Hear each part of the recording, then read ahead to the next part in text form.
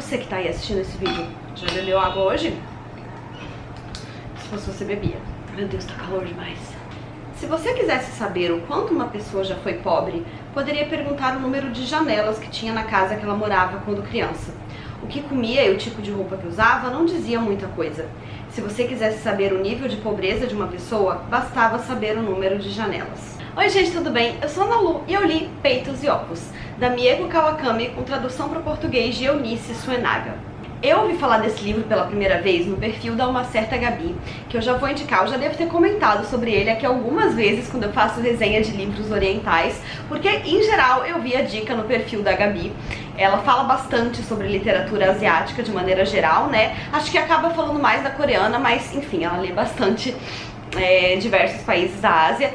E quando eu ouvi ela falando desse livro, ela estava comemorando que ele estava sendo trazido pro Brasil e que o título seria mantido, né, em tradução literal, pelo menos do inglês, né? Agora eu não sei se do japonês, talvez do japonês para o inglês eles já tenham mudado, mas enfim, porque é um título afrontoso, né? E essa era uma das curiosidades dela, era um livro que ela estava esperando bastante e que ela tinha bastante curiosidade a respeito do título.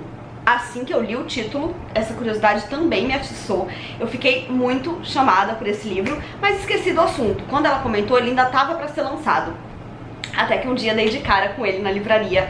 E aí, não só ele já me interessava pelo título, como eu abri e li esse começo, né, do primeiro capítulo, que vocês viram que eu também não me contive, né? Em geral eu tento falar uma frase só na abertura do vídeo, mas eu li quase o parágrafo inteiro, porque ele me chamou a atenção de cara. E, de maneira geral, né, uma coisa que me chama a atenção na literatura japonesa é essa forma direta de narrar, assim, sem pudores, falando de algum assunto muitas vezes dolorido ou delicado de uma maneira direta e reta, né? Então ela começa aqui, ela abre esse livro falando de pobreza e falando de janelas, e isso é extremamente profundo, né? Eu me lembrei de um vídeo que eu assisti uma vez no YouTube. Era um vídeo de viagem, né? E, se eu não me engano, acontecia na Itália, mas em alguma cidade da Europa.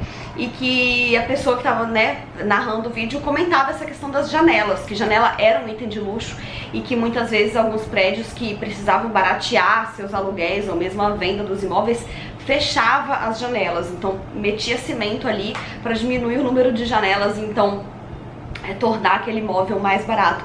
E se a gente parar pra pensar o quão profundo isso é, né? Porque a pobreza muitas vezes ela quer tirar das pessoas até a possibilidade de olhar o horizonte. Mas enfim, não é sobre isso de maneira geral que o livro fala. Eu filosofei aqui, acho que eu tô com saudade de parar na frente dessa câmera e me deixar falar. Mas vamos falar de uma vez então do que esse livro se trata e ter uma conversa sobre ele. A verdade é que eu não sei nem por onde começar. Bom, eu não sabia nada sobre esse livro além do título quando esbarrei com ele na livraria e já me interessei quando eu vi que ele era um calhamacinho. Ele tem aí cerca de 500 páginas, talvez um pouco menos, talvez um pouco mais, não vou conferir agora. Mas ele não é curto, né? E, em geral, livros de 500 páginas chamam muito a minha atenção. Porque os de 700, 800, eles já dão aquele... será que isso vai valer a pena mesmo? E os muito finos, eu confesso que não me pegam rápido, assim, porque eu penso que ele não vai ter muito a entregar. Sei que eu tô errada, já li excelentes livros curtos, mas os que mais me chamam a atenção, assim, de cara, são esses desse tamanho.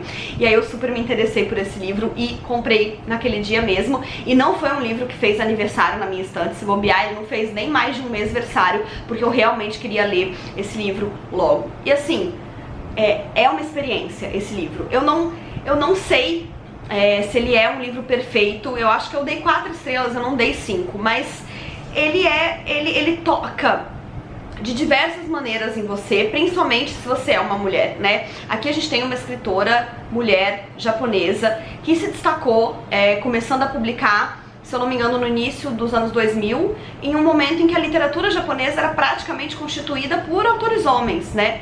Pouco espaço tinham as mulheres ali. E aí eu tava lendo um texto sobre esse livro na revista 451 e eu descobri ali uma coisa que pra mim fez muito sentido. Esse livro, primeiro, a Mieko começou a publicar por meio de postagens no blog. E aí, depois ela publicou uma novela com a primeira parte desse livro, e anos depois ele escreveu a segunda parte dele e juntou num romance. Eu achei que essa explicação fez todo sentido, porque quando eu li o livro eu achei que ele era um pouquinho Frankenstein, assim, que a primeira parte e a segunda, ok, são as mesmas personagens, mas praticamente não tinham relação, assim. É impressionante como o que é o universo todo na primeira parte não é sequer citado na segunda parte, né? Mas tudo bem também, porque eu entendi o que a autora queria aqui. E o que ela quer fazer aqui é bastante profundo e é bastante importante. Eu acho que a alma do que a Mieko quer falar aqui é sobre como as mulheres estão sendo constantemente subjugadas na sociedade em relação ao que elas querem fazer com a vida delas, né? Em relação ao poder de escolha.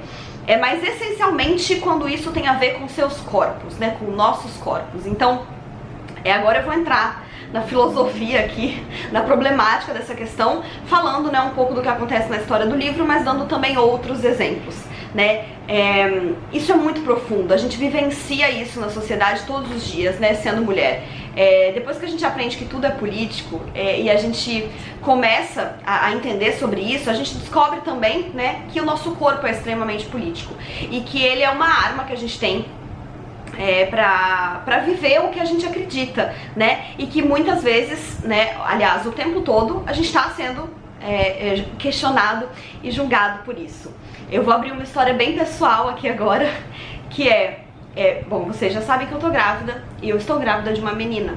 E já há alguns anos, assim, que eu me lembre, pelo menos 7 anos, que eu entrei em contato com a discussão, que não deveria ser uma discussão na verdade, mas com a discussão de colocar ou não brincos, né, furar ou não a orelha de uma nenenzinha quando ela nasce. E pra mim isso nunca tinha passado na minha cabeça, porque era óbvio que uma menina saía do útero de sua mãe, ela ganhava um par de brincos, eu mesma saí com os meus da maternidade, e eu não me ofendo por isso. Mas começar a entrar em contato com esse assunto me deu um flash gigantesco na minha cabeça, e eu entendi ali que meu Deus, que isso era muito maior do que a gente imagina quando a gente não para pra pensar, né? Eu pensei assim, eu quero tanto ensinar pra minha filha que o corpo dela é dela e que cabe a ela consentir, né, qualquer coisa que podem ou não fazer com o seu corpo. E o primeiro exemplo que eu tenho pra dar disso é não furando o corpo dela por estética. E eu não tô aqui julgando quem faz isso, pelo amor de Deus, eu só tô querendo dizer que pra mim isso fez muito sentido, né? Só que não é fácil você tomar uma decisão que ela não é óbvia, que ela não nada, né, a favor da maré com a qual você está acostumado, ela gera reverberações muito maiores do que a gente pode imaginar. E aí eu já tive que ouvir algumas coisas por conta disso. E assim, a gente tá falando do corpo de uma mulher, né? No caso, no corpo de uma bebê. E aí eu me lembro também, agora, acho que foi a Chimamanda que disse isso, não tenho certeza. Foi a Toni Morrison no prólogo de O Olho Mais Azul, em que ela coloca que uma criança do sexo feminino, ela tá sujeita a várias camadas de opressão, né? Porque as crianças já são naturalmente oprimidas, né? Tem-se na sociedade esse discurso de que a gente pode fazer o que a gente quer com uma criança. E a mulher também tá sob uma série de opressões. E aí, de repente, pareceu muito polêmico para pessoas que estão à minha volta eu não querer furar a orelha da minha filha, né? E eu tô falando isso no individual porque eu tô aqui falando isso na frente da câmera, mas óbvio que essa é uma decisão que foi tomada em conjunto por mim e pelo meu marido, que é a única outra pessoa que pode apitar sobre isso. E enfim, eu fiquei pensando muito nisso, depois refletindo sobre esse livro, que fala justamente, né, traz duas situações aqui, uma na parte 1 e uma na parte 2, em que a sociedade e mesmo as pessoas que estão muito perto não se conformam com o que uma mulher deseja fazer com o corpo dela, né, com a liberdade que ela tem sobre o próprio corpo. Então, na primeira parte desse livro, a gente tem a irmã da protagonista narradora, que, né, já com seus 40 anos e uma filha adolescente, resolve que quer colocar silicone, porque na realidade ela foi insatisfeita com seus peitos a vida toda, e depois que ela amamentou ainda mais, né, ela acha os seus peitos pequenos, esquisitos, e a gente não vai entrar no mérito de por que ela acha isso, né, porque certamente é por uma pressão social, mas o fato é, ela quer botar silicone. E a própria irmã dela acha isso um absurdo, porque por que uma mulher de 40 anos, mãe de uma adolescente, vai inventar a essa altura do campeonato de botar peito, né? E essa escolha é de quem? Esse poder é de quem?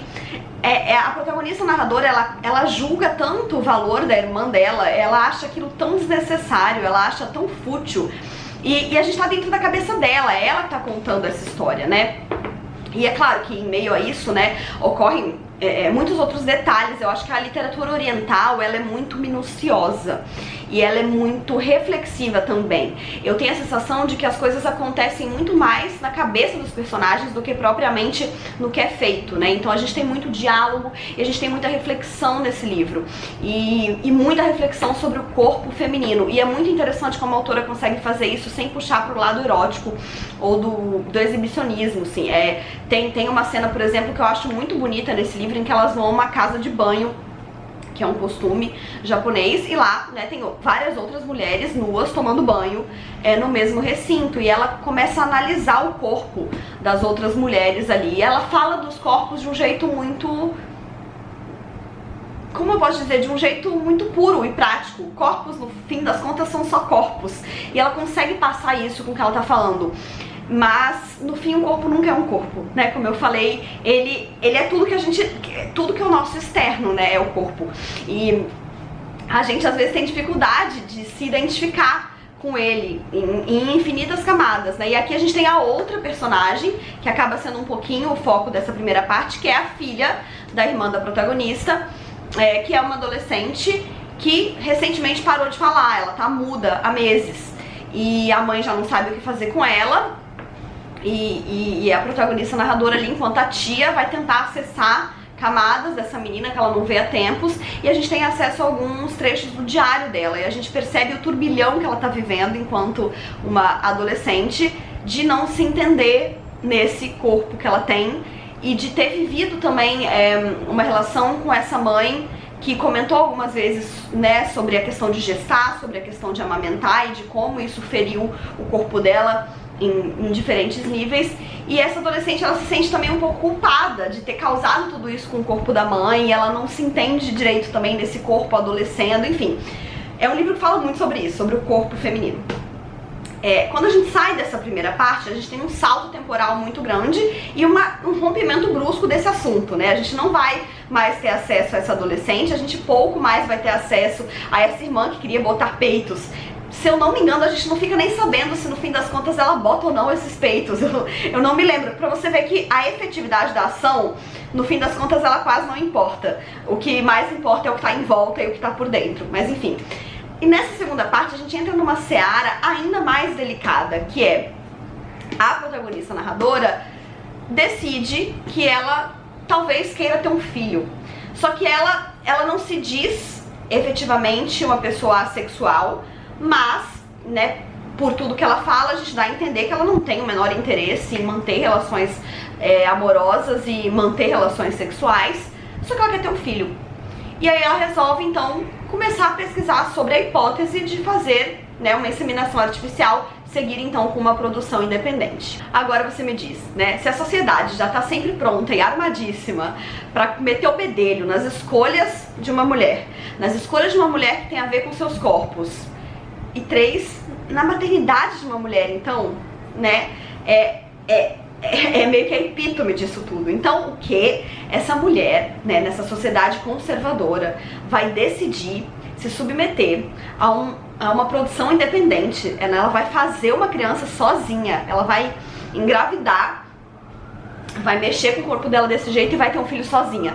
E aí, não só, né, diversos olhos dessa sociedade se apontam pra ela, mas também a irmã, que tanto foi julgada e mal compreendida quando quis colocar seus peitos, e agora age exatamente da mesma forma, julgando e não compreendendo de forma alguma porque que ela resolveu ter um filho. Mas ela só pode ser doida, de onde que ela tirou essa ideia, né? Um filho, sozinha, pra quê? Só que o livro vai muito além disso e entra numa discussão, assim, que é uma discussão que dá tanto nó no meu cérebro que eu não sei chegar a lugar nenhum, eu acho que ninguém consegue. Porque ela acaba entrando em contato com um grupo de pessoas que discute a problemática da reprodução assistida, principalmente no caso da inseminação por doação, né? Então, não no caso de um casal de duas pessoas heterossexuais que estão com dificuldade de engravidar e fazem uma inseminação artificial usando o sêmen do próprio homem interessado. Aqui a questão principal primeiramente, você usar o sêmen de um doador, porque aí você, né, então tem uma criança que ela não tem contato com metade das suas origens biológicas, e esse grupo problematiza muito isso, né, várias pessoas desse grupo descobrem, já adultas, que são filhas de doadores, seja porque, enfim, eles tinham um pai que eles acharam a vida inteira que era biológico, mas depois descobrem que, ele era estéril e a minha mãe acabou utilizando um sêmen doado, ou enfim, né, acho que não me lembro de nenhum caso específico que tenha sido produção independente, até porque essas pessoas já são adultas, né, e era ainda menos comum. Mas enfim, e essas pessoas são muito contra esse tipo de procriação, por assim dizer, por conta dessa questão de não saber as origens, do direito que toda pessoa deveria ter de conhecer as suas origens. Só que eles vão muito além dessa seara, e eles chegam num ponto que defender que no fim das contas ninguém tem o direito de ter filho, ponto. Porque ter um filho, né, escolher colocar uma pessoa no mundo é tomar a escolha mais definitiva que você poderia tomar sobre a vida de outra pessoa. Você não sabe se aquela pessoa vai querer viver.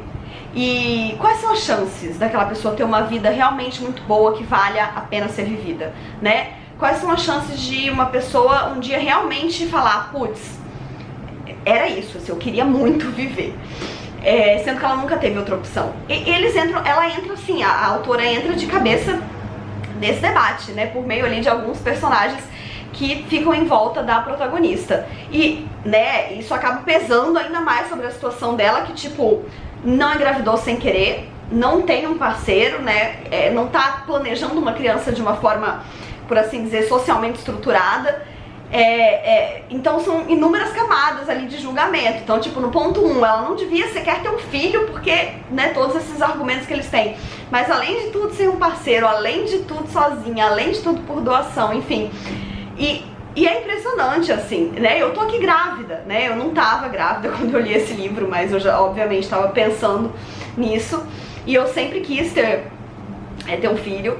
E eu fiquei olhando, assim, abobada pra essa discussão, porque isso nunca tinha passado pela minha cabeça. Realmente, né, colocar alguém no mundo é a maior decisão, talvez, que você pode tomar sobre a vida de alguém. É você querer que essa pessoa exista, né? E daí a discussão entra aqui numa questão de chamar todos os pais de egoístas, porque eles que querem ter um filho, e pra isso eles têm que fazer existir uma pessoa que talvez não queira existir. E eu achei muito curioso todo esse debate, porque em geral, né, a sociedade tende muito mais a defender a pauta de ter filhos, né? Então eu conheço algumas amigas, mulheres, que não têm o desejo de ter filhos e que já cansaram de ouvir coisas como, você é egoísta, né? Porque a mulher que não quer ter filho é egoísta.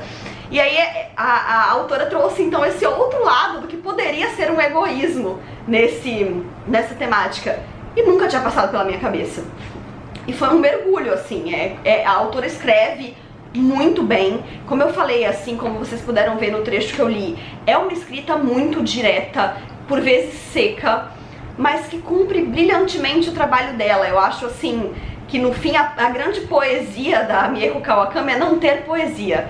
Ela consegue fazer do direto e reto belíssimas construções de texto, de parágrafos. O meu livro, eu não usei flags, mas eu grifei bastante usando a lapiseira. E tem trechos maravilhosos aqui, extremamente reflexivos. E é isso, é uma discussão que, pra mim, ela nunca tem fim. É uma daquelas discussões que você entra e daqui a 3 dias você ainda tá sentado no sofá pensando. E é tudo muito doido. Eu só queria dizer que, se vocês têm algum interesse em toda essa pira, que vocês entrem de cabeça nesse livro, porque vale muito a pena. Eu gostei demais. E enfim, né, sempre vale também lembrar dessa reflexão inicial, mais óbvia do livro, mas não por isso mais rasa, que é as mulheres têm o direito de decidir o que elas querem fazer com os próprios corpos. E a sociedade tinha que parar de achar que tem algum direito sobre isso, não é mesmo? E então é isso, falei. Talvez eu tenha falado pouco sobre o livro em si, mas muito sobre tudo que ele me provocou. E eu acho que no fim das contas é sempre esse o intuito, né? Trazer a minha leitura e o que o livro causou em mim, que essa é a minha parte favorita da literatura, é pensar no que a literatura causa em cada um de nós. Então é isso, gente, eu espero que vocês tenham gostado desse vídeo. Me contem aqui embaixo se vocês já leram esse livro, se já estavam com vontade de ler, se conheceram agora, porque eu vou adorar saber. E se quiserem, né, refletir aqui sobre esse tema junto nos comentários, fiquem à vontade, é claro, com parcimônia. Se alguém vier dar de dedo na minha cara porque eu não vou furar a orelha da minha filha, eu vou bloquear, eu vou apagar, porque ninguém tem nada a ver com isso. E é isso, gente, um beijo e até a próxima. Tchau!